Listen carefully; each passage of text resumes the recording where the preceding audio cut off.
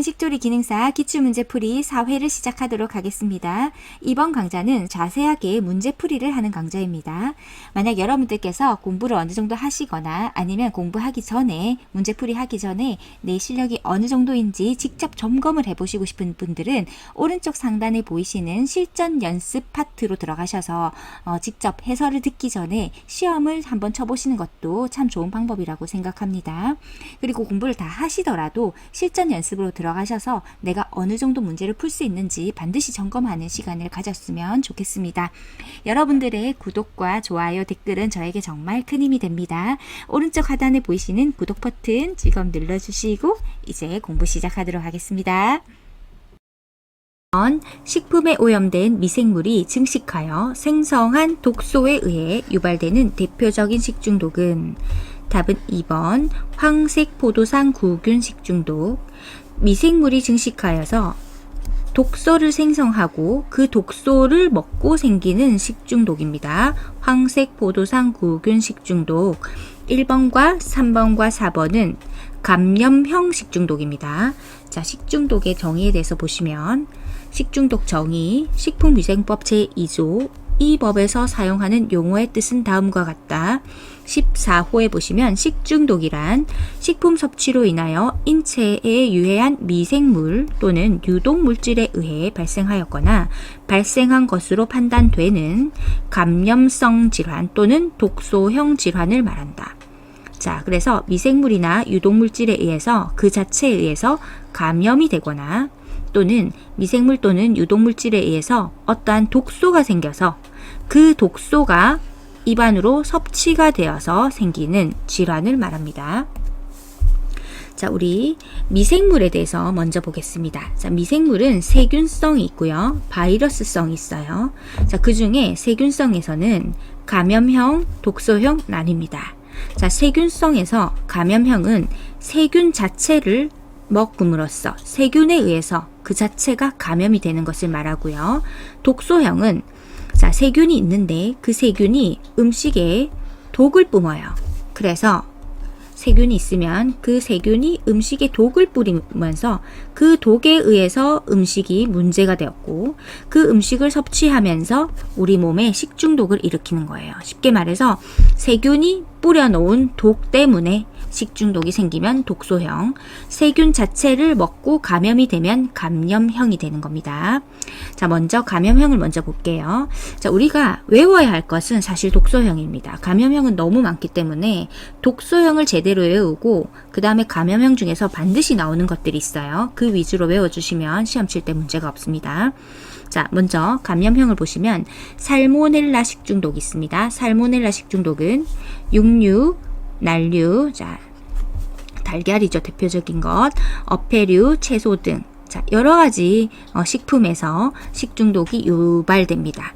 특별히 계란을 조심하셔야 될 것은 계란은 알이 나오는 곳과 그리고 변이 나오는 곳, 배설물이 나오는 곳의 구멍이 동일해요. 식중독의 위험성이 많겠죠. 그래서 생각만 해도 좀 그렇죠. 자, 살모넬라 식중독에 걸릴 수 있는 위험이 굉장히 많습니다. 따라서 우리가 계란을 만지고 반드시 손을 씻어야 하는 이유가 여기에 있죠. 자, 장염 비브리오 식중독은 딱 봤을 때 어떻습니까? 비브리오. 자, 비린내가 나죠. 비린내가 납니다. 어디에서? 바다에서 나는 것들 중에서 식중독이 생기게 되는 거예요. 해산물을 조심하셔야 되고요. 그리고 호염입니다. 염분을 좋아해요. 염분을 좋아하니까 바다에서 나는 어패류로 인해서 식중독이 생기게 되는 것입니다. 자, 병원성 대장균 식중독 감염형으로 분류가 되어 있는데 엄밀히 따지면 병원성 대장균 식중독은 감염형일 수도 있고 독소형일 수도 있어요. 그 종류가 너무 많기 때문에 하지만 우리 책에 병원성 대장균 식중독으로 분류가 되어 있습니다. 캠필로바터 식중독 역시 감염형이고요. 여시니아 식중독과 리스테리아 식중독은 둘 다 저온균입니다. 즉 시원한 곳을 차가운 곳을 좋아해요. 쉽게 말해서 냉장고 온도를 좋아합니다. 자, 냉장고에서 더 많이 증식한다는 거. 여시니아 식중독, 리스테리아 식중독. 여시니아 식중독, 리스테리아 식중독은 냉장고를 좋아합니다. 자, 이제 독소형으로 가보겠습니다. 자, 독소형은 아까 세균이 뿜어낸 이 독 때문에 이 독에 의해서 음식이 문제가 되었고 그 음식을 먹었을 때 우리가 이제 식중독이 걸리는 거예요. 대표적인 것 황색 포도상 구균 식중독이 있습니다. 황색 포도상 구균은 포도처럼 생겼고요. 노란색으로 이렇게 색깔이 있고, 구라는 말은 말 그대로 곰같이 생겼다는 거죠. 이렇게 황색 포도상 구균 식중독입니다. 잠복기가 가장 짧다는 특징이 있습니다. 독소의 이름은 장독소입니다. 엔테로톡신. 엔테로톡신이라 하기도 하고 장독소라 하기도 하고 같은 말이에요. 독소는 너무너무 열에 강합니다. 황색 포도상 구균 자체는 열에 약해요. 하지만 이 황색 포도상 구균이 뿜어놓은 이 독소, 엔테로톡신 또는 장독소는 열에 아주 강합니다. 그래서 이미 독이 생기고 나서는 아무리 열 처리를 해줘도 식중독에 걸릴 수밖에 없어요. 그래서 열 처리를 해도 식중독에 걸릴 수밖에 없기 때문에 예방하는 것이 너무너무 중요합니다. 화농성 질환자는 식품 취급이 금지됩니다. 이것도 잘 나오죠. 화농성 질환자가 식품을 취급했을 때 황색 포도상 구균에 의해서 엔테로톡신이 발생되어서 식중독이 생기게 됩니다. 균은 열에 약하나 독소는 열에 강해. 그래서 이 부분을 헷갈려 하시더라고요. 황색 포도상 구균은 열에 약하다. 그러면 틀렸다. 이렇게 표시하시는데 아니고요. 황색 포도상 구균은 열에 약한 거 맞습니다. 하지만 엔테로톡신은 열에 강합니다. 두 번째, 클로스트리디움 보툴리늄입니다. 정말 시험에 잘 나옵니다. 클로스트리디움 보툴리늄은 통조림이라든지 병조림이 불충분하게 살균이 되었을 때 문제가 되는 거예요. 보툴.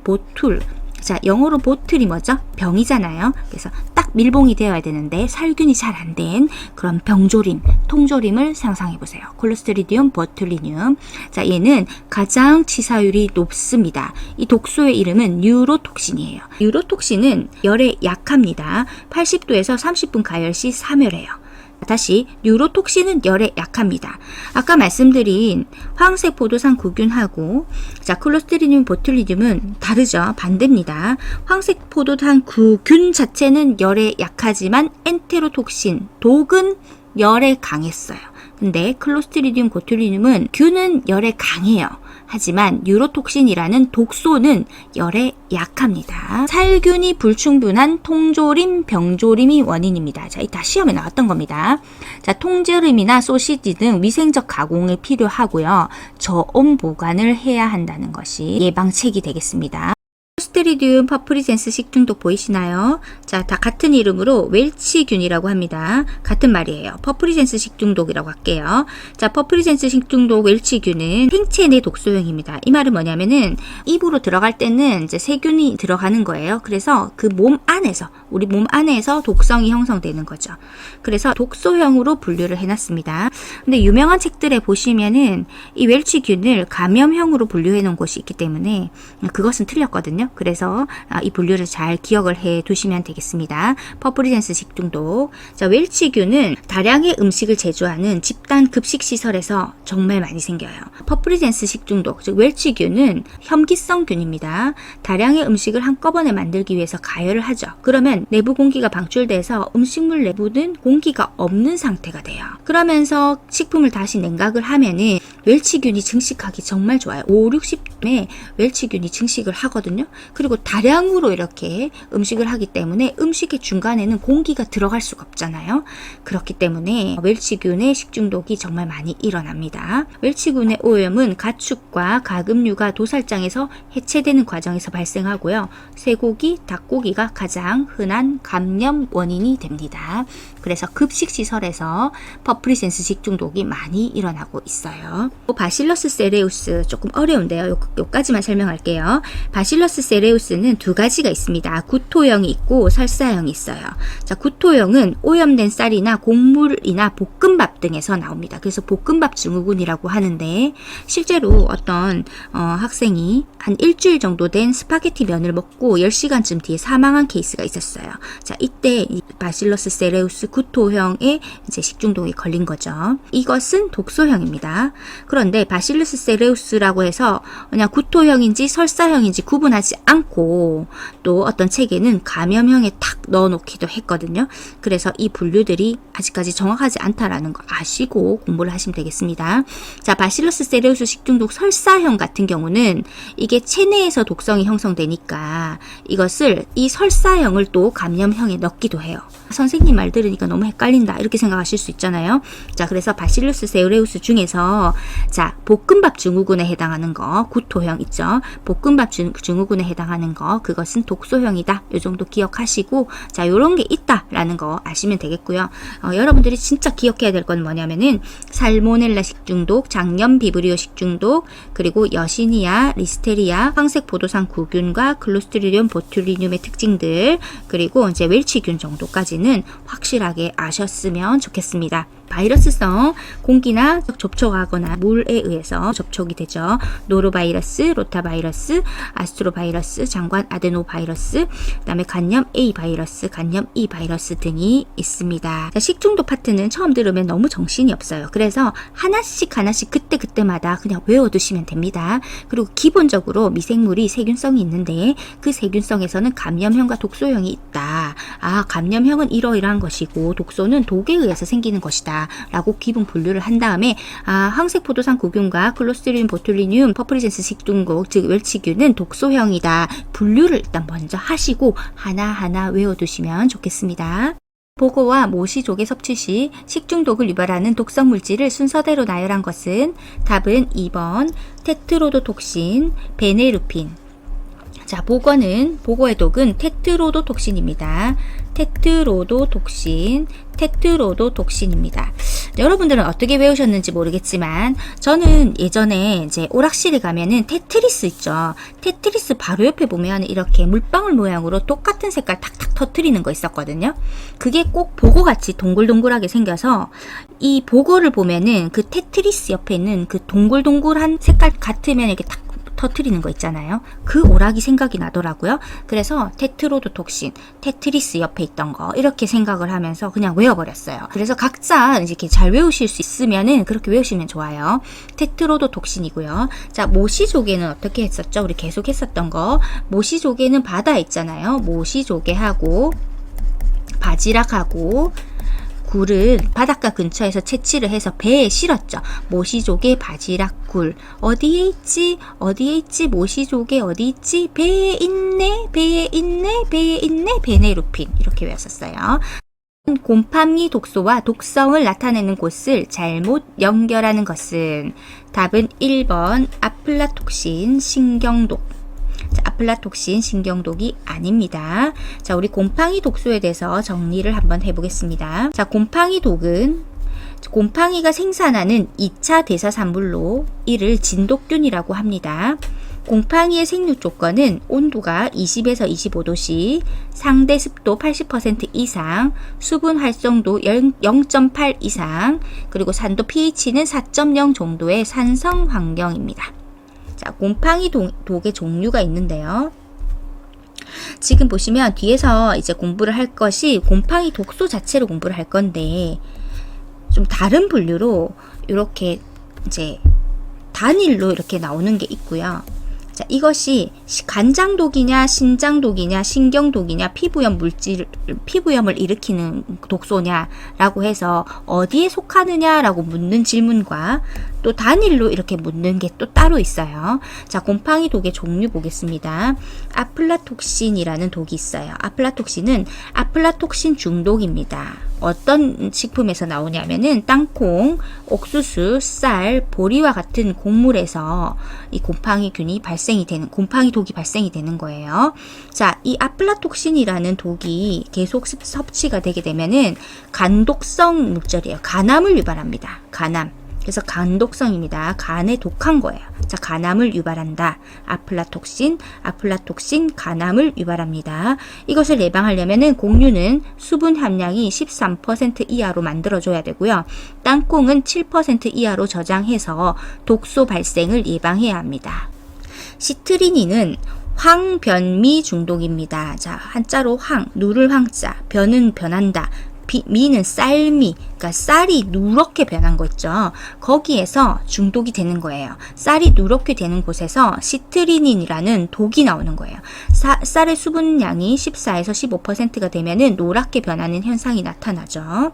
증상은 자, 이게 중요합니다. 신경동 그리고 간암도 있어요. 간암도 있는데 주된 증상은 신경독입니다. 그래서 시트리닌은 신경독하고 연결을 해주세요. 자, 시트리닌은 신경독과 연결을 합니다. 자, 에르고톡신이라고 해서 이것은 맥각 중독이라는데 이 맥은 보리맥자예요. 보리와 밀에서 번식하는 곰팡이에 의해서 에르고톡신이라는 독이 딱 나오는 거예요. 그래서 증상은 혈관 수축, 신경 독성, 그리고 구토, 복통, 설사, 환각 등의 증상이 나타납니다.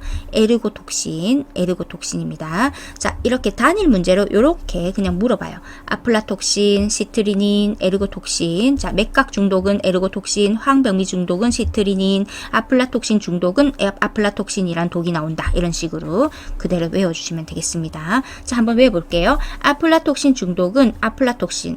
아플라. 너무 많이 먹지마. 땅콩 먹으면 아플라 이렇게 되는 거예요. 땅콩, 옥수수, 쌀, 보리 같은 곡물에 곰팡이 핀 걸 딱 생각해 보세요. 먹으면 아플라. 어디가 아플까요? 간이 안 좋은 거예요. 자, 아플라톡신. 자, 황변미 중독. 자, 그래서 쌀 누렇게 변한 거 상상하시고, 시트리닌 신경독이에요. 시트리닌 신경독. 자, 맥각 중독입니다. 자, 보리와 밀에서 번식하는 곰팡이를 떠올려 보시고요. 자, 에르고톡신입니다. 자, 우리 3번 다시 문제를 보시면 곰팡이 독소와 독성을 나타내는 곳을 잘못 연결한 곳은 자, 아플라톡신은 뭐였죠? 신경독이 아니고 간장독이었습니다. 간암을 유발한다고 했어요.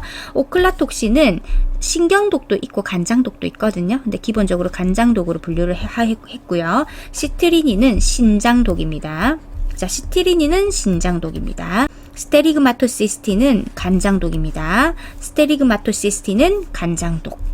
곰팡이 독소를 이제 간장독이냐, 이것이 신장독이냐, 신경독이냐, 피부염 물질이냐 라고 해서 나눌 수가 있습니다. 즉 간장독이란 말은 간세포를 괴사하고 간 종양을 유발한다는 거죠.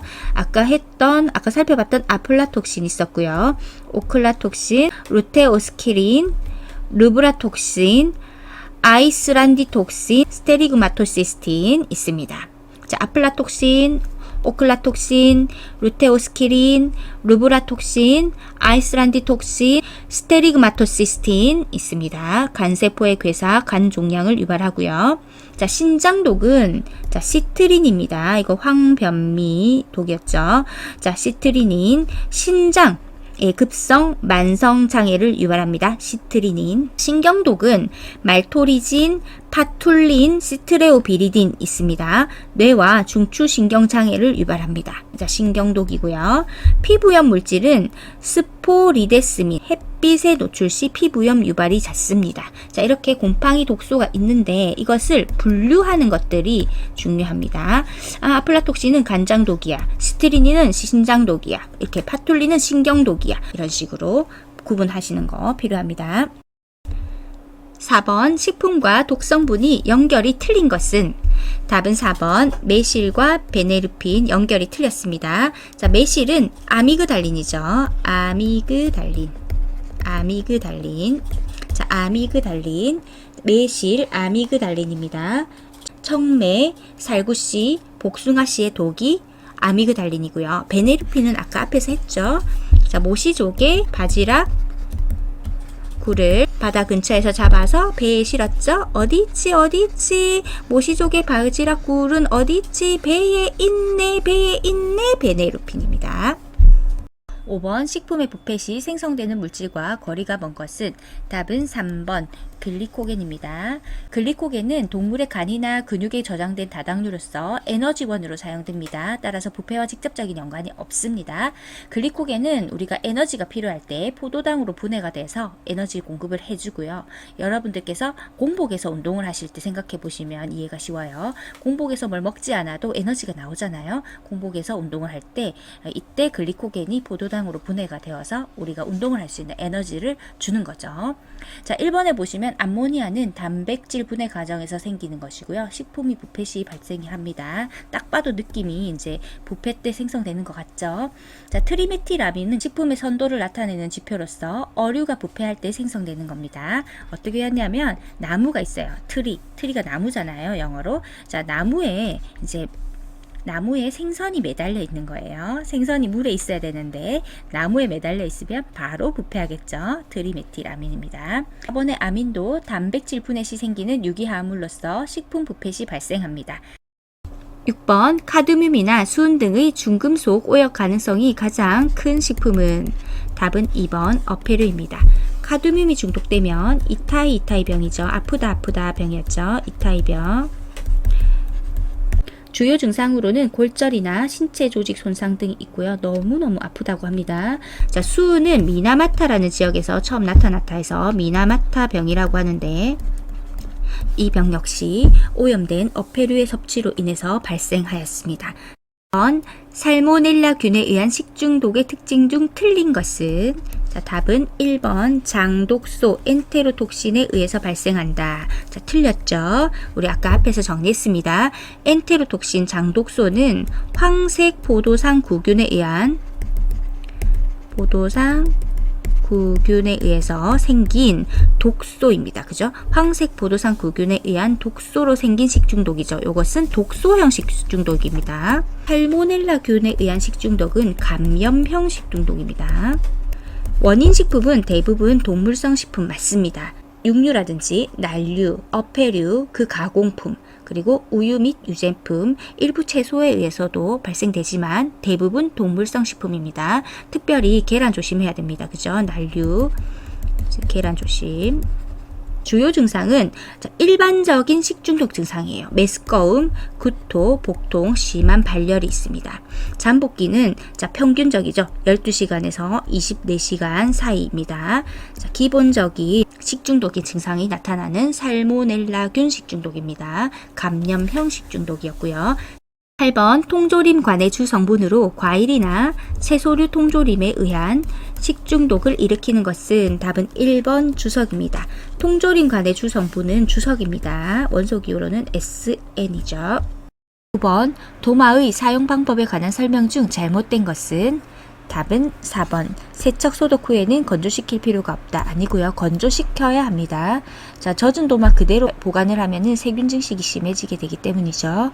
도마를 깨끗하게 씻어준 후에는 햇빛이 들고 바람이 잘 통하는 곳에서 완전히 건조한 후에 보관을 하셔야 되고, 다만 조심할 것은 나무 도마의 경우에는 너무 오래 햇볕을 쐬면은 변형이 될 수 있으니까 주의하셔야 되겠습니다. 자, 1번 보시면요. 합성 세제를 사용해서 43에서 45도씨에 물로 씻는다. 좋은 방법입니다. 자, 도마를 사용한 직후에 온수를 사용하게 되면은 깨끗하게 세척하기가 힘들어져요. 왜냐하면 고기와 생선의 단백질이 60도씨 이상의 고온에서 굳어지는 성질을 가지고 있기 때문입니다. 10번 과채, 식육 가공 등에 사용하여 식품 중 색소와 결합하여 식품 본래의 색을 유지하게 하는 식품 첨가물은 답은 3번 발색제입니다. 색소와 결합해서 식품 본래의 색을 유지하게 한다는 게 포인트입니다.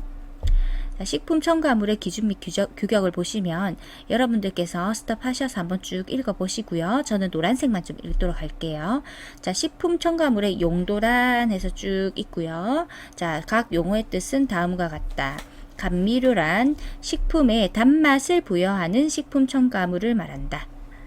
발색제란 식품의 색을 안정화시키거나 유지 또는 강화시키는 식품 첨가물을 말한다. 따라서 발색제라는 말은요, 발자가 필발자죠. 따라서 기존에 색이 있어. 그 색이 있는데 그것을 좀 더 피게 해준다는 거예요. 그래서 식품의 색이 원래 있는 색을 안정화시키거나 유지해주거나 그 원래 있는 색깔에 대해서 강화하는 겁니다. 자, 요게 나중에 착색제랑 구분이 돼서 제가 지금 강조를 드립니다. 자, 보존료란 미생물에 의한 품질 저하를 방지하여 식품의 보존 기간을 연장시키는 식품 첨가물을 말합니다. 살균제라 함은 식품 표면의 미생물을 단시간 내에 사멸하여 작용을 하는 식품 첨가물을 말합니다. 자, 유화제라는 것은 물과 기름 등 섞이지 않는 두 가지 또는 그 이상의 상을 균질하게 섞어주거나 유지시키는 식품 첨가물을 말합니다. 자, 착색료 보시면요. 착색욕은 책을 착 달라붙게 하는 거예요. 그래서 식품에 색을 부여하는 겁니다. 그래서 다른 색깔을 넣어준다고 생각하시는 거죠. 또는 이제 없어진 색을 복원시키는 식품 첨가물을 말하고요. 자, 이것과 아까 말씀드린 자, 이 발색제하고 구분을 하세요. 발색제는 기존에 색이 있었는데 그 색을 안정화시키거나 유지해주거나 강화시키는 식품 첨가물입니다. 자, 표백제란 식품의 색을 제거하기 위해 사용되는 식품 첨가물을 말합니다. 자, 이렇게 보시고 다시 10번을 보시면 식품 중 색소와 결합하여 그쵸? 식품의 본래 색을 유지입니다. 자, 그러니까 착색이 아니고 발색입니다. 기존의 색을 더 많이 잘 피도록 색깔을 발하게 해준다. 식용타르색소는 인공착색료의 일종입니다. 11번 식품위생법상 판매를 목적으로 하거나 영업상 사용하는 식품 및 영업시설 등 검사에 필요한 최소량의 식품 등을 무상으로 수거할 수 없는 자는 답은 1번 국립의료원장입니다. 나머지는 다 수거할 수 있는 자고요. 자, 식품의약품안전청장이라고 했는데 예전에 이제 청장이 지금은 처장으로 바뀌었습니다. 법조문을 보겠습니다. 식품위생법 제22조 출입, 검사, 수거 등 1항 식품의약품안전처장, 시도지사 또는 시장군수구청장은 자, 아래의 조치를 할 수 있다라고 되어 있고요. 2호에 보시면 관계 공무원으로 하여금 다음 항목에 해당하는 출입, 검사, 수거 등의 조치할 수 있고 자, 나에 보시면 나 과목에 따른 검사에 필요한 최소량의 식품 등의 무상 수거 할 수 있다. 누가? 식품의약품안전처장, 시도지사 또는 시장군수구청장입니다. 12번 수출을 목적으로 하는 식품 또는 식품 첨가물의 기준과 규격은 식품위생법의 규정 외에 어떤 기준과 규격에 의할 수 있는가? 답은 1번 수입자가 요구하는 기준과 규격. 자, 법조문을 보겠습니다. 식품위생법 제7조에 보면 식품 또는 식품 첨가물에 관한 기준 및 규격 1항 식품의약품안전처장은 판매를 목적으로 하는 식품 또는 식품 첨가물에 관한 다음 각 호의 사항을 정하여 고시한다 라고 하면서 쭉 있어요.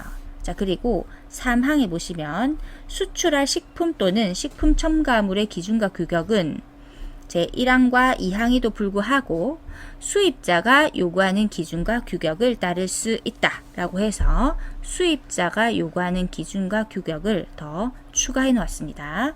자, 다시 내용으로 돌아가셔서 수출을 목적으로 하는 식품 또는 식품 첨가물의 기준과 규격은 식품위생법의 규정 외에 어떤 기준일까요? 자, 수입자가 요구하는 기준과 규격이었습니다. 13번 다음 중 식품위생법상 식품위생의 대상은 답은 4번 식품 첨가물, 기구, 용기, 포장. 자, 식품위생의 대상이죠. 자, 식품 첨가물, 기구, 용기, 포장. 자, 법조문에 다 있습니다. 자, 우리가 중요하게 생각해야 되는 법조문이 식품위생법 제2조 정의 파트입니다. 그래서 여러분들이 정의에 해당하는 것들은 다 읽어보고 시험장에 들어가시는 것을 권해드려요. 그래서 제가 이제 2조의 정의 부분을 다 추록을 해놓았습니다. 자, 우리 이 문제에 해당하는 자, 11호를 보시면 식품위생이란 식품 첨가물, 기구 또는 용기 포장을 대상으로 하는 음식에 관한 위생을 말한다 라고 해서 정확하게는 이렇게 표현되어 있었어요. 식품 첨가물, 기구 또는 용기 포장을 대상으로 하는 음식. 자, 잘 기억해 두시고요. 나머지 정의 부분 도 다 한 번씩 읽어보시고 시험장에 들어가시면 되겠습니다. 수록되어 있지 않은 뭐 7호라든지 8호 같은 경우는 삭제가 되었어요. 그래서 삭제된 거 빼고 나머지 다 수록했습니다. 14번 식품 적객업소의 조리 판매 등에 대한 기준 및 규격에 의한 요리용 칼, 도마, 식기류의 미생물 규격은 단 사용 중의 것은 제외한다. 답은 2번입니다. 살모넬라 음성, 대장균 음성, 살모넬라 음성, 대장균 음성. 자, 보시면 식약청 고시 중에서 식품 적객업소 조리식품에 대한 기준 및 규격입니다. 그 중에서 칼, 도마 및 식기류 사용 중인 것은 제외한다 라고 되어 있고, 살모넬라 음성이어야 한다, 대장균 음성이어야 한다. 15번 식품위생법상 식품 등의 위생적 취급에 관한 기준으로 틀린 것은? 답은 2번 식품 등의 제조, 가공, 조리에 직접 사용되는 기계, 기구 및 음식기는 세척, 살균하는 등 항상 청결하게 유지 관리하여야 하며 어류, 육류, 채소류를 취급하는 칼, 도마는 공통으로 사용한다 라고 되어 있는데 좀 앞부분은 맞고요. 뒷부분에서 틀렸습니다. 공통으로 사용하면 안 되고요. 자, 우리 관련 법조문을 보시면 자, 이렇게 식품위생법 3조에 총리령으로 해라 라고 하면서 총리령에서 다시 별표와 같다 라고 해서 별표까지 이제 타고 들어가면 이렇게 내용이 나옵니다. 식품 등의 위생적인 취급에 관한 기준인데요. 이 부분은 여러분들께서 싹 다 읽어보시고 시험장에 가시길 권해드립니다.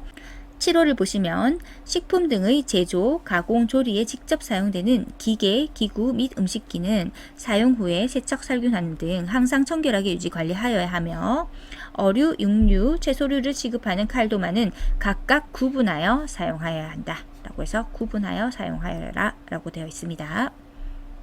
16번 인산을 함유하는 복합 지방질로서 유화제로 사용되는 것은? 답은 1번 레시틴. 답은 1번 레시틴입니다. 레시틴은 인산을 포함하고 있는 인지질의 하나로서 생체막을 구성하는 주요 성분이고요. 난황, 콩기름, 간, 뇌 등에 많이 들어 있습니다.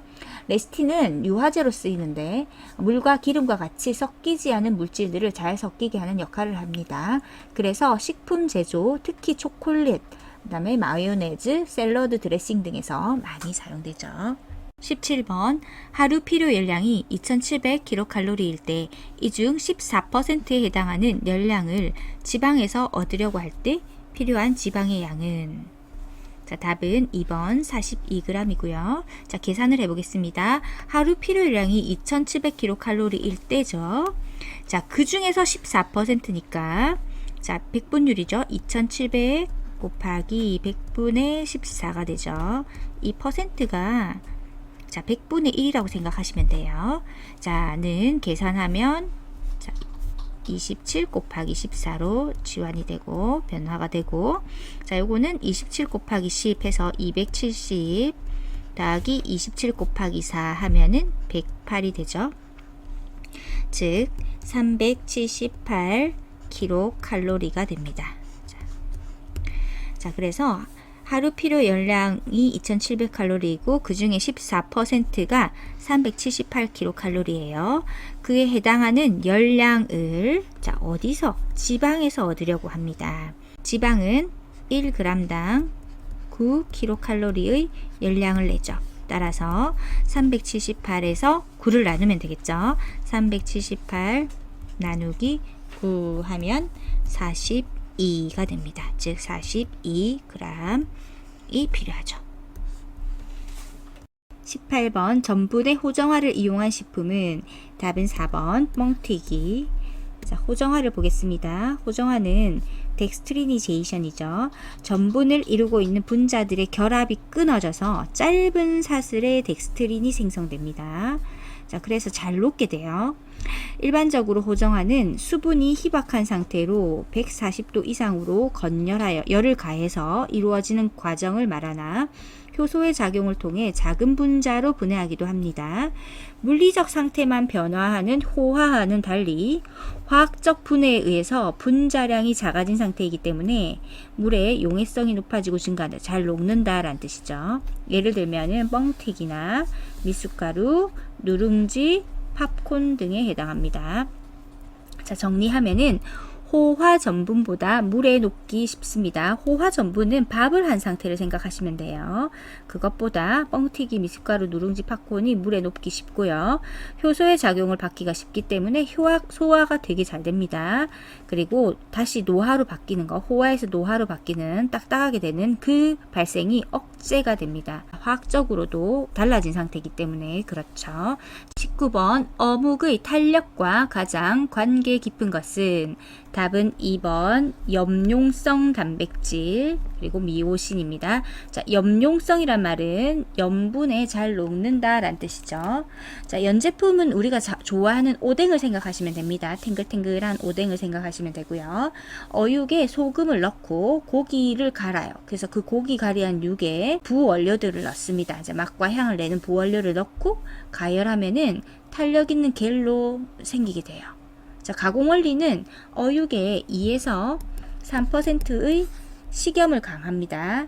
그래서 이제 염분을 첨가하는 거죠. 고기 가리를 하면은 근원섬유 단백질이라는 게 있어요. 근원섬유 단백질.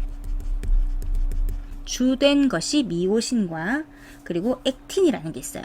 자, 근원섬유 단백질이 이렇게 싹 녹아져서 나옵니다. 그러면은 이렇게 졸처럼 쫙 나와요. 그래서 그것을 가열하면은 탱글탱글한 겔인 연제품이 되는 것입니다. 자, 그래서 이 미오신은 근원 섬유 단백질 중에 가장 많이 들어있는 것이죠. 근육의 수축과 이완 등 근육 운동을 하는 주된 단백질로 물에는 녹지 않지만 소금 등의 용액에 녹아서 단백질 겔을 만드는 데 중요한 역할을 하는 것입니다. 그래서 근원 섬유 단백질 중에 하나인 미오신과 염용성 단백질이 만나서 탄력을 가진 어묵이 되는 거예요. 20번 달걀 저장 중에 일어나는 변화로 옳은 것은 답은 2번 중량 감소입니다. 자, 나머지는 다 반대가 됩니다.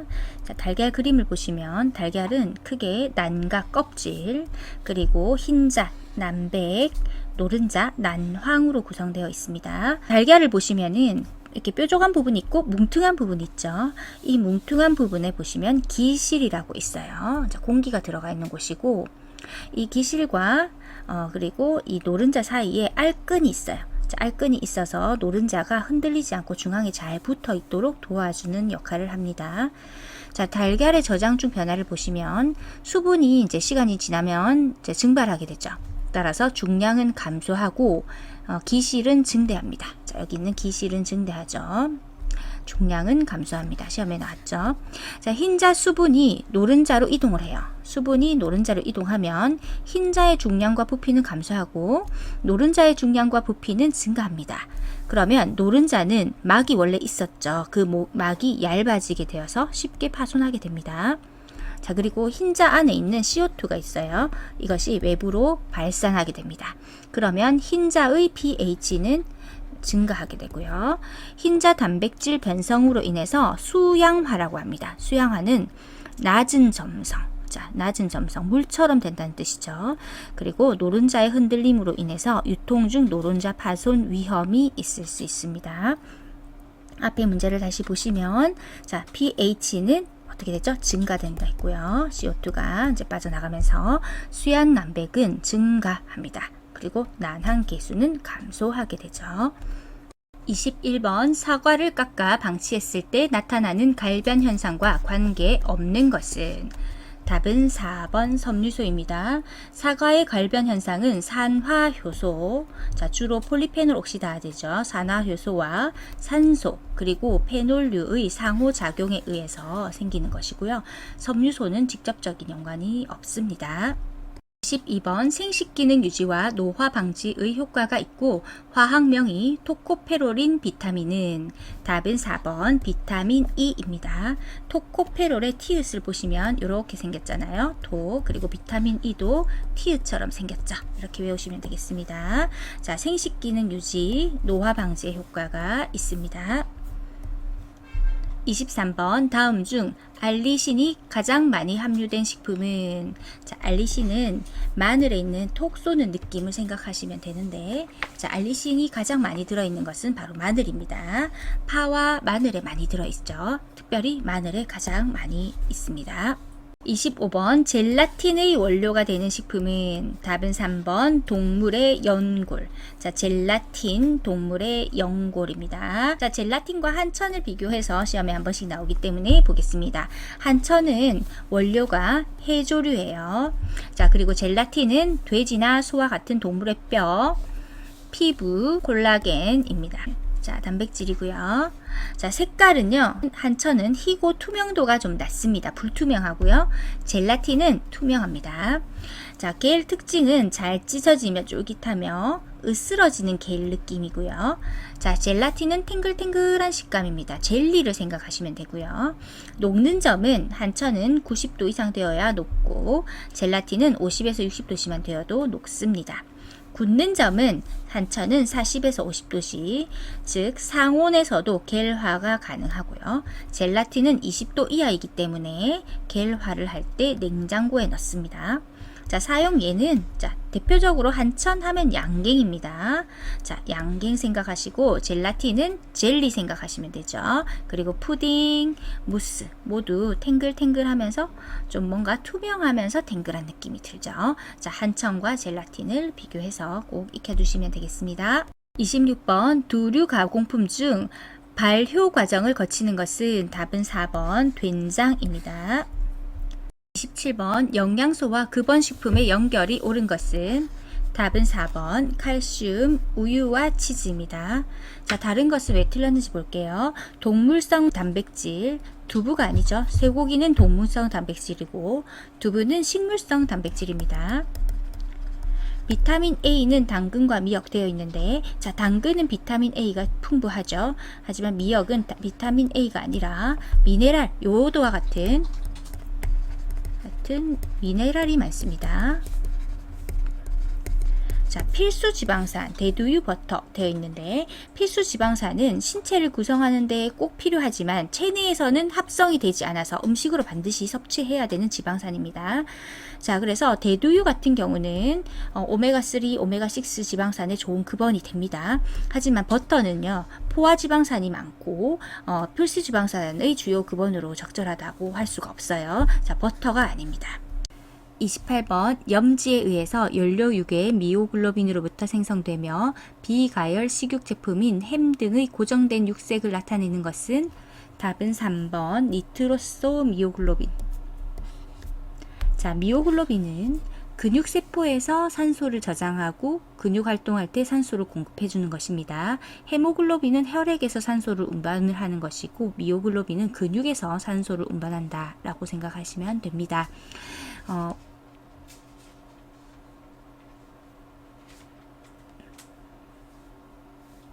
답은 3번이고요. 니트로소 미오글로빈입니다. 니트로소 미오글로빈은 미오글로빈이 질소산화물과 결합할 때 형성이 됩니다. 특히 고기를 절일 때 질소화물을 사용하게 되는데 그때 생성이 잘 됩니다. 이 결합은 육류의 색상을 밝은 붉은색이나 분홍색으로 이렇게 만들어줘서 우리가 보기에 먹음직스럽게 보이는 효과를 주게 됩니다. 이번에 옥시미오글로빈이라고 있는데 옥시라는 말 자체가 산소라는 거죠. 옥시크린이라는 단어 들어보셨잖아요. 그래서 옥시가 산소를 의미합니다. 미오글로빈에 산소 분자가 결합된 형태인데 산소가 결합되면은 선명한 붉은색, 밝은 붉은색을 띠게 됩니다. 자, 4번의 매트 미오글로빈은 매트가 이제 느낌이 조금 매트하죠. 자, 매트 미오글로빈은 미오글로빈의 철 중심이 산화가 되어서 어쨌든 산소와 결합할 수 없는 상태가 된 거예요. 산소와 결합하지 못하니까 갈색을 띠게 되는 겁니다.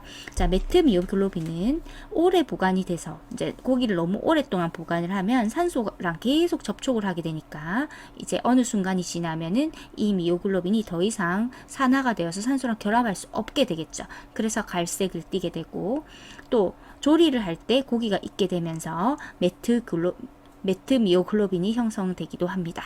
따라서 매트 미오글로빈은 너무 산화가 심하게 돼서 고기가 오랫동안 이제 보관이 되어서 이렇게 갈색이 띠기도 하고 또 조리를 할 때도 매트 미오글로빈이 형성되기도 합니다. 28번 염지에 의해서 원료육의 미오글로빈으로부터 생성되며 비가열 식육 제품인 햄 등의 고정된 육색을 나타내는 것은 답은 3번 니트로소 미오글로빈입니다. 미오글로빈은 근육세포에서 산소를 운반해주는 역할을 합니다. 헤모글로빈은 혈액에서 산소를 운반해주는 역할을 하죠. 3번의 니트로소 미오글로빈은 미오글로빈이 질소산화물과 결합할 때 형성이 됩니다. 특히 고기를 저을 때 질소화합물을 사용할 때 생성이 되고요. 이 결합은 육류의 색상을 밝은 붉은색 또는 분홍색으로 만들어줍니다. 이번에 보시면 옥시라는 단어가 있는데 산소를 의미합니다. 미오글로빈의 산소 분사가 결합된 형태인데 산소가 결합되면은 선명한 붉은색을 띱니다. 4번의 메트 미오글로빈은 미오글로빈의 철 중심이 산화되어서 산소와 결합할 수 없는 상태입니다. 그래서 산소와 결합하지 못하니까 갈색을 띠게 되는데 오래 보관해서 산소와의 접촉이 계속 지속되면은 미오글로빈이 산화되어서 메트 미오글로빈이 되기도 하고 조리를 해서 고기가 익으면 메트 미오글로빈이 형성되어서 갈색을 형성하기도 합니다. 9번 다음 당류 중 케톤기를 가진 것은 답은 1번 프룩토스입니다. 자, 이 문제를 풀기 위해서는 카본일기라는 개념을 아셔야 돼요. 카본일기는 유기화합물에서 탄소하고 산소 원자가 이중결합이 되어 있는 것을 말해요. 이 카본일기가 여러 화합물을 만드는데 예를 들어서 이 카본일기가 탄소 2개를 만나게 되면은 케톤기를 만드는 것이고요. 이 카본일기가 하나의 수소하고 하나의 탄소를 만나게 되면은 알데하이드기를 형성을 하는 겁니다. 지금 이 문제는 알데하이드기를 찾느냐 케톤기를 찾느냐 하는 문제입니다. 자, 단당류의 알데하이드기하고 케톤기의 위치에 따라서 알도스하고 케토스로 분류가 됩니다. 지금 알도스로 나온 것이 2번, 3번, 4번 만노스, 갈락토스, 글루코스고요. 자, 프룩토스는 케톤기를 가진 것입니다. 자, 1번, 2번, 3번, 4번 모두 육탄당이에요. 육탄당인데 그 중에서 알데하이드기를 포함한 육탄당은 만노스, 갈락토스, 글루코스고요. 케톤기를 포함한 탄당류는 프룩토스가 되겠습니다. 31번 단체급식소에서 식수인원 400명의 풋고추 조림을 할 때 풋고추의 총 발주량은 약 얼마인가? 단 풋고추 1인분은 30g, 풋고추의 폐기율은 6%. 자, 총 발주량을 구해보겠습니다. 자, 얼핏 봤을 때 400 곱하기 30 하면 될 것 같은데 폐기율이 6%라고 했어요. 그래서 재료를 샀을 때 조리를 하고 남는 버려지는 부분까지 고려를 한 겁니다. 그러면 버려지는 부분이 6%니까 먹을 수 있는 가식률은 94%가 되는 거예요. 자, 이 6% 94는 전체 400명인데 이제 전체 400명이든 1000명이든 10,000명이든 그 명수에 대한 양을 100으로 놓고 비율을 정한 겁니다. 자, 그래서 100으로 놓고 계산하기 편하게 비율을 놨다는 거 생각하시고 그러면 전체 양을 계산을 해보면 400 곱하기 1인분에 30이니까 30g이에요. 자, 요거를 사겠죠. 이걸 사서 보면 12,000 g입니다. 12kg이에요. 그래서 12kg의 풋고추를 사서 400명을 다 먹을 수 있는 게 아니에요. 왜? 폐기율 때문에. 그리고 가식률이 그 말은 94%밖에 안 되니까. 그러면 전체가 지금 400명이지만 이걸 우리가 100 단위로 놓고 퍼센테이지로 이렇게 나눈 거잖아요. 퍼센테이지로 계산을 하는 거죠. 그러니까 12kg에 자, 실제 100명이라고 했을 때 94명밖에 못 먹으니까 94명이 먹을 수 있는 양을 한번 생각해 봐요. 자, 그죠? 100명이라고 했을 때 전체 단위 400명을 100이라고 놓았을 때로 계산할게요. 그러면 100이라고 봤을 때 전체 양을 100이라고 봤을 때 94명만 먹을 수 있는 거예요. 그러면 한 명당 먹을 수 있는 양이 이만큼이잖아요. 그죠? 한 명당 먹을 수 있는 양. 그리고 우리가 먹여야 되는 것은 100%잖아요. 그죠? 100%니까 곱하기 100 입니다. 자, 이 400명을 100명으로 놓고 보는 게 퍼센테이지잖아요. 그죠? 자, 그래서 94%의 가식률이 있을 때는 94를 나누고 그리고 그것은 이제 1인당 먹을 수 있는 양이 책정이 된 거고 실제로 우리가 먹여야 되는 양은 그 양이 400명이든 1000명이든 10,000명이든 전체적으로 100%니까 100명이라고 볼게요. 자, 100을 곱해주면 이것이 바로 총 발주량이 됩니다. 자, 요거를 자, 일반식으로 만들면 자, 총 발주량은 자, 1인분 사용량 순 사용량이라고도 하고요. 1인분 사용량 30에다가 곱하기 자 식수 인원이죠. 곱해요. 자 그만큼을 샀는데 항상 폐기율이 있기 때문에 그렇죠. 먹을 수 있는 인원만큼 나눠봅니다. 자 가식률을 나눠야 되겠죠. 전체 인원이 몇 명이든지 간에 100명으로 생각하고 계산을 하는 거예요. 자 가식률을 나눠줍니다. 그러면 이렇게 하면은 1인당 먹을 수 있는 양, 1인당 분배되어야 될 양이 나오죠. 자, 우리는 사야 되는 건 전체 양을 사야 되니까 곱하기 자, 기준을 100으로 뒀으니까 100을 곱하는 겁니다. 32번 육류의 가열 변화에 의한 설명으로 틀린 것은 답은 2번 근섬유와 콜라겐은 45도씨에서 수축하기 시작한다. 자, 틀렸습니다. 근섬유는 50도씨에서 수축을 시작해서 60에서 70도씨에서 가장 크게 수축을 합니다. 콜라겐은 약 60도씨에서 수축 시작해서 70에서 80도씨에서 젤라틴으로 변하면서 부드러워집니다. 자, 나머지는 다 맞죠? 생식할 때보다 풍미와 소화성이 향상되고 가열한 고기의 색은 메트미오글로빈입니다. 자, 맞습니다. 메트미오글로빈은 공기에 오래 노출이 되어서 산화가 좀 많이 되어서 갈색으로 변할 때도 메트미오글로빈이라고 표현하고 가열을 해서 이제 갈색이 될 때도 메트미오글로빈이다 라고 표현합니다. 고기의 지방은 근수축과 수분 손실을 적게 합니다. 자, 지방은 근수축과 수분 손실을 적게 하고 또 고기를 부드럽게 하기도 합니다. 13번 식단 작성 시 고려할 사항으로 틀린 것은 답은 2번 좋은 식품의 선택을 위해서 식재료 구매는 예산의 1.5배 정도로 계획한다. 자, 예산의 1.5배가 아니라 예산에 맞게 계획하셔야 되고 1번의 피급식자의 영양소 요구량입니다. 요구량을 충족시켜야 한다. 이 말은 식단이 균형 잡힌 영양소를 제공해야 된다라는 의미고요. 급식 인원수하고 형태를 고려해야 한다. 이 말은 실제 급식 상황에 맞게 조정되어야 한다. 식단이 실제 급식 상황에 맞는 조정이 필요하다라는 뜻이고 4번 기호에 따른 양과 질, 변화, 계절을 고려해야 된다. 맞는 지문이 되겠습니다. 4번 생선을 씻을 때 주의사항으로 틀린 것은 답은 1번 물에 소금을 10% 정도 타서 씻는다. 자, 딱 봐도 너무 농도가 진하죠. 자, 소금물로 씻을 때는 보통 1에서 2%의 농도가 적당하고요. 10%는 너무 높고 생선의 조직을 손상시킬 수 있고 맛도 떨어뜨릴 수 있습니다.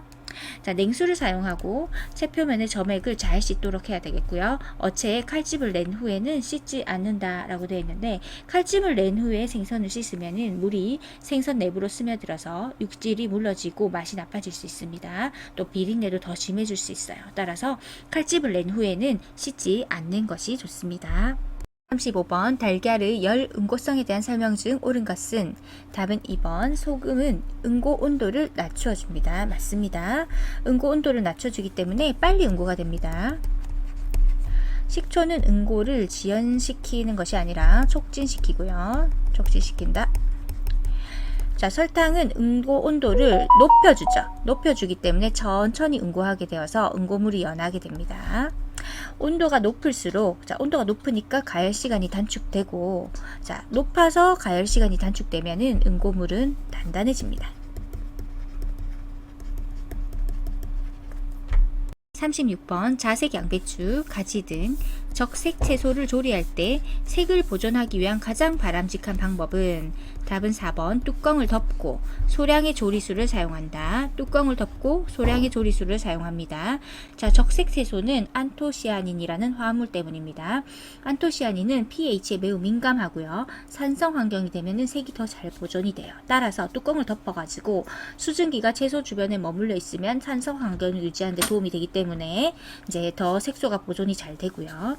그런데 이제 물을 너무 많이 넣게 되면은 안토시아닌 색소가 싹 물에 용출이 될 수 있어요. 쭉 다 빠져나갈 수 있기 때문에 소량의 조리수를 가지고 안토시아닌이 물에 빠져나가는 것을 최소화하면서 조리를 하는 것입니다. 37번 단체 급식소에서 식품 구입량을 정하여 발주하는 식으로 옳은 것은 아까 31번에서 했던 문제입니다. 그죠? 자, 똑같습니다. 발주량은 1인분의 사용량 아까 같은 경우는 풋고추 30g이었죠.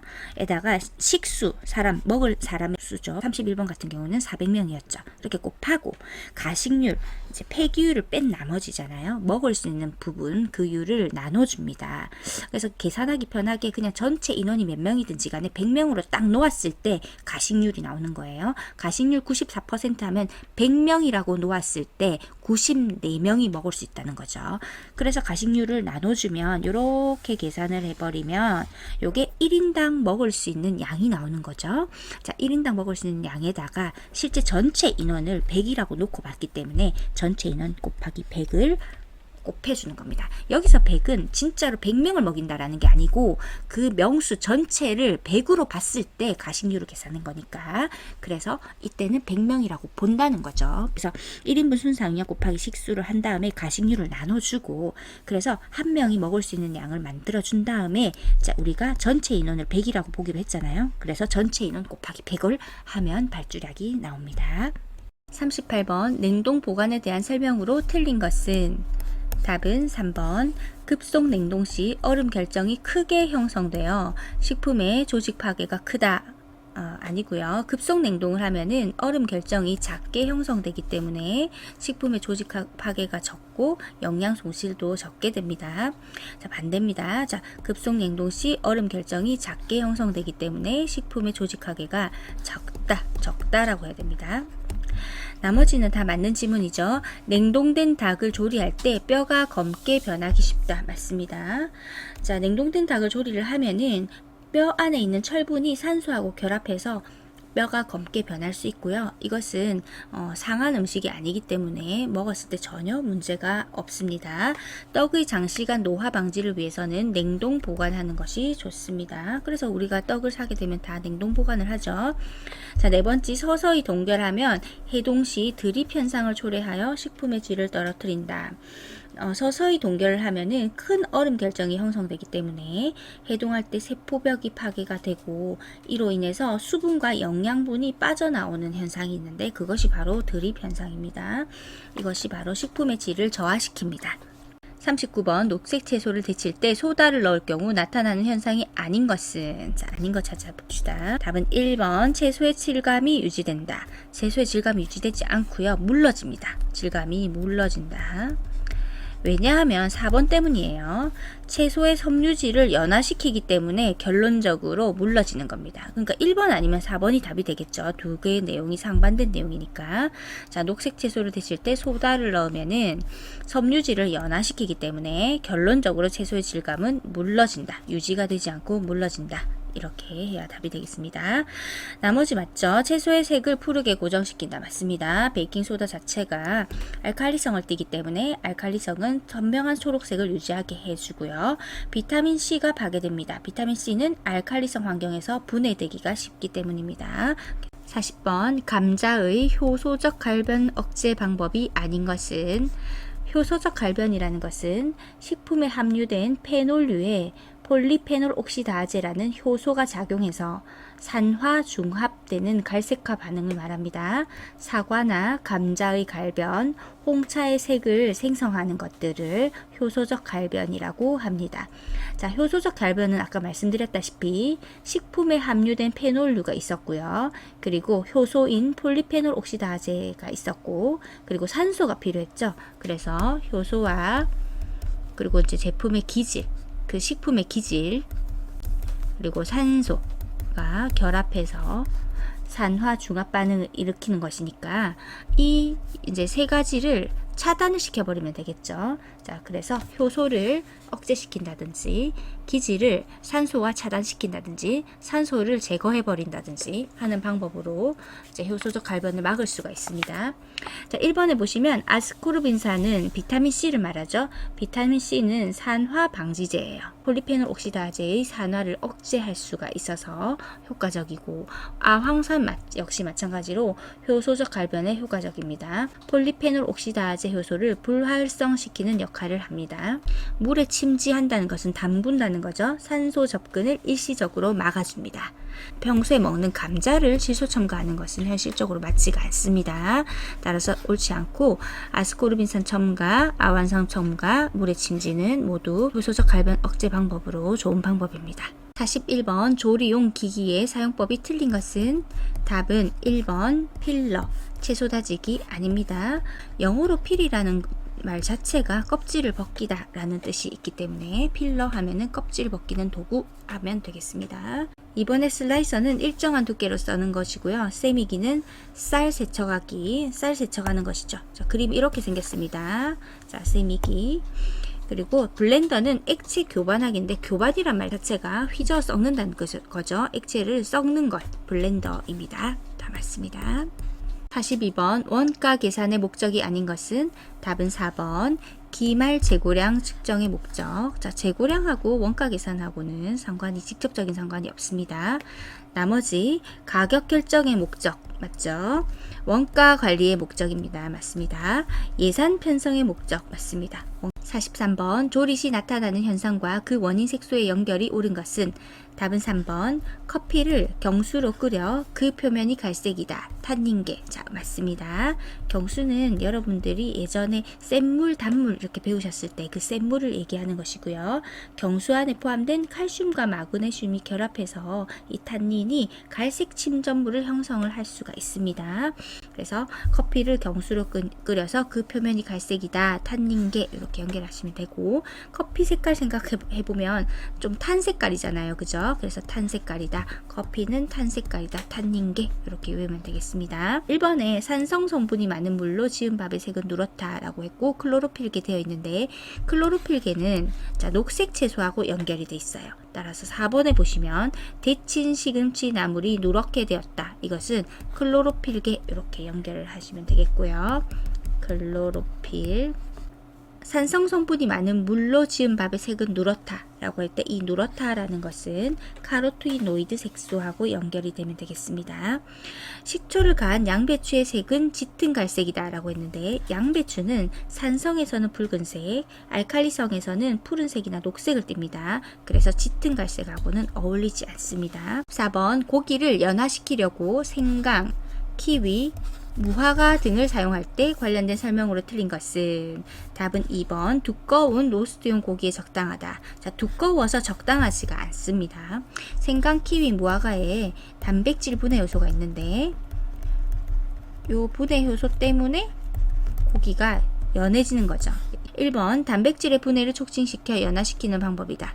옳고 즙을 뿌린 후 포크로 찔러주고 일정 시간 둔다. 그러면 연화제가 고기 내부로 잘 스며들어서 효과적으로 연화가 되겠습니다. 자, 4번 가열 온도가 85도 이상이 되면은 고온에서 효소가 비활성화가 되기 때문에 이 단백질 분해 효소들이 힘을 못 써요. 따라서 85도 이상이 되면은 효과가 없습니다. 45번 전분의 가수 분해에 해당되지 않는 것은 답은 3번 효소를 넣어 최적 온도를 유지시키면 탈수 축합 반응에 의해 당이 된다. 자, 탈수 축합 반응은 물을 제거하는 거죠. 가수 분해란 말 자체가 물을 가해서 즉 물 분자를 첨가해서 전분을 분해하는 과정입니다. 탈수 축합 반응은 물을 제거하는 반응이기 때문에 가수 분해하고 말 자체가 반대되는 개념이 되겠습니다. 자, 1번에 식혜, 엿 등이 전분의 가수 분해의 결과이다. 맞고요. 전분의 당화입니다. 달달하죠. 전분을 산과 함께 가열하면 가수분해되어 당이 됩니다. 자, 옳은 지문입니다. 46번 쌀 전분을 빨리 알파화하려고 할 때 조치사항은 자, 알파화는 젤라틴화죠. 답은 3번 가열 온도를 높인다. 옳은 지문입니다. 젤라틴화는 전분을 가열하여 물과 함께 끓이면 빨리 진행이 됩니다. 가열 온도를 높이면 전분 입자가 더 빠르게 팽창하고 젤라틴화가 촉진이 되기 때문입니다. 일반적으로 60도에서 70도 이상의 온도에서 전분의 젤라틴화가 촉진됩니다. 자, 수침 시간, 자, 물에 담그는 시간은 길게 하는 것이 좋겠고요. 자, 산성의 물을 사용하는 것은 가수 분해를 촉진할 수 있지만 젤라틴하고는 조금 다른 어떤 메커니즘을 가지고 있는 것입니다. 자, 아밀로펙틴 함량이 많은 전분을 사용한다. 이것도 마찬가지. 자, 아밀로펙틴은 전분의 구성 성분은 하나인데 젤라틴을 할 때 중요한 역할은 하지만 알파화를 빨리 하는 거하고는 직접적인 관련이 없어요. 지금은 빨리 젤라틴화 한다는 것에 대한 문제였기 때문에 그래서 빨리 하는 거하고는 상관이 없습니다. 17번 유지를 가열할 때 유지 표면에서 엷은 푸른 연기가 나기 시작할 때의 온도는 답은 4번 발연점. 답은 4번 발연점. 48번 호화와 노화에 대한 설명으로 옳은 것은 답은 4번 설탕의 첨가는 노화를 지연시킨다. 자, 옳은 지문이고요. 설탕은 수분을 흡수하고 유지하는 성질이 있기 때문에 전분의 노화를 지연시킵니다. 자, 나머지는 다 반대로 돼야 되겠죠. 쌀과 보리는 물이 없어도 호화가 잘 된다. 아니고요. 물이 있어야 호화가 잘 됩니다. 떡의 노화는 냉장고보다 냉동고에서 더 잘 일어난다. 아니고요. 더 잘 안 일어나고 냉장고 0도에서 4도 시에 노화가 너무너무 잘 일어나죠. 자, 냉동고에서는 온도가 매우 낮아서 전분의 재결정화가 억제되기 때문에 노화가 더디게 일어납니다. 호화된 전분을 80도씨 이상에서 급속 건조하면 노화가 촉진된다. 그렇지 않고 급속 건조하면 수분이 제거되기 때문에 전분 입자가 더 이상 이동하지 못해서 노화가 지연됩니다. 49번 조미료 중 술안을 뜰 때 끓는 물에 넣고 달걀을 넣으면 남백의 응고를 돕고 작은 생선을 사용할 때 소량 가하면 뼈가 부드러워지며 기름기 많은 재료에 사용하면 맛이 부드럽고 산뜻해지는 것은 답은 3번 식초입니다. 자, 다시 한번 읽겠습니다. 조미료 중 술안을 뜰 때 끓는 물에 넣고 달걀을 넣으면 남백의 응고를 돕고 작은 생선을 사용할 때 소량 가하면 뼈가 부드러워지면서 기름기 많은 재료에 사용하면 맛이 부드럽고 산뜻해지는 것은 식초입니다. 50번 전분에 효소를 작용시키면 가수분해되어 단맛이 증가하여 조청, 물엿이 만들어지는 과정은 답은 4번 당화입니다. 51번 직업병과 관련 원인의 연결이 틀린 것은 답은 1번 잠한병, 자외선. 자, 아무 상관이 없습니다. 자, 잠한병이라는 것은 잠수부가 깊은 수심에서 빠르게 상승할 때 발생하는 병으로 질소기체가 체내에서 빠르게 방출되면서 혈액과 조직에 기포를 형성하여 발생합니다. 자외선과 아무 상관이 없고요. 난청은 소음, 진폐증은 성면. 자, 진폐증은 폐 안에 미세한 입자가 쌓여서 생기는 병이고요. 성면에 장기가 노출되면은 성면 진폐증이 발생할 수 있습니다. 자, 미나마타병은 수은 중독으로 인해서 발생되는 것이죠. 52번 고온 작업 환경에서 작업할 경우 말초 혈관의 순환장애로 혈관신경의 부조절, 심박출량의 감소가 생길 수 있는 열중증은 답은 1번 열허탈증입니다. 자, 열허탈증은 고온 환경에서 과도한 땀으로 체액과 염분이 손실이 됐어요. 이는 말초혈관의 순환장애로 혈관신경의 부조절과 심박출량 감소를 초래할 수 있습니다. 뭐가 허해졌다라고 하죠. 탈수, 전해진, 불균형이 원인이 되기 때문에 빠른 치료가 필요합니다. 53번 먹는 물에서 다른 미생물이나 분변 오염을 추측할 수 있는 지표는 답은 4번 대장균.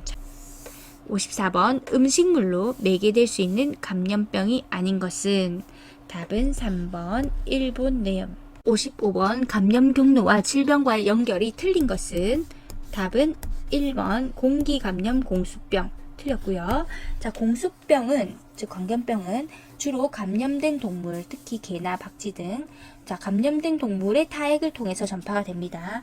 물림이나 긁힘을 통해서 감염이 되며 공기 감염과는 관련이 없습니다. 16번 세균성 이질을 앓고 난 아이가 얻는 면역에 대한 설명으로 옳은 것은 답은 4번 면역이 거의 획득되지 않는다. 세균성 이질을 앓고 난 다음에도 면역이 획득되지 않는 이유는 그 면역 반응이 지속적이지 않기 때문입니다. 따라서 재감염의 위험이 굉장히 높고요.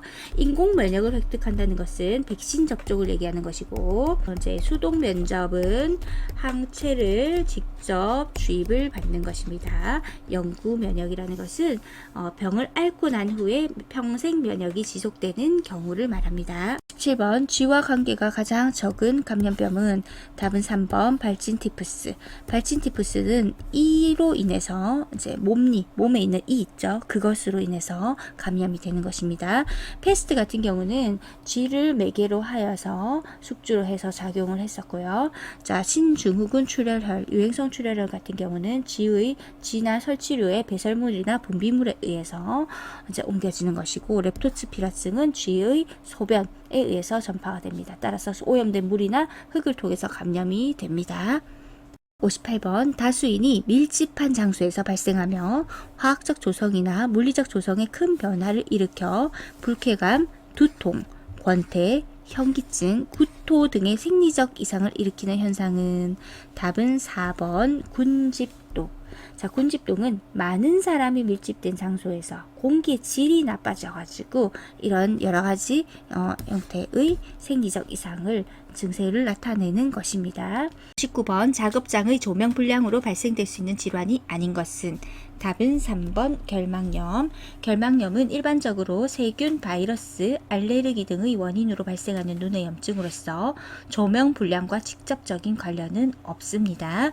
안구진탕증은 가만히 있어도 눈이 저절로 움직이는 질환이고요. 안정피로라는 것은 눈을 욱신욱신 찌르는 것인데 모두 조명 불량으로 발생될 수 있는 질환입니다. 근시 역시 마찬가지입니다. 60번 하수 오염도 측정 시 생화학적 산소 요구량을 결정하는 가장 중요한 인자는 답은 2번 수중의 유기물량입니다. 수중의 유기물이 미생물에 의해 분해될 때 소비되는 산소의 양을 측정한 것으로서 유기물의 양이 많을수록 BOD가 높아집니다.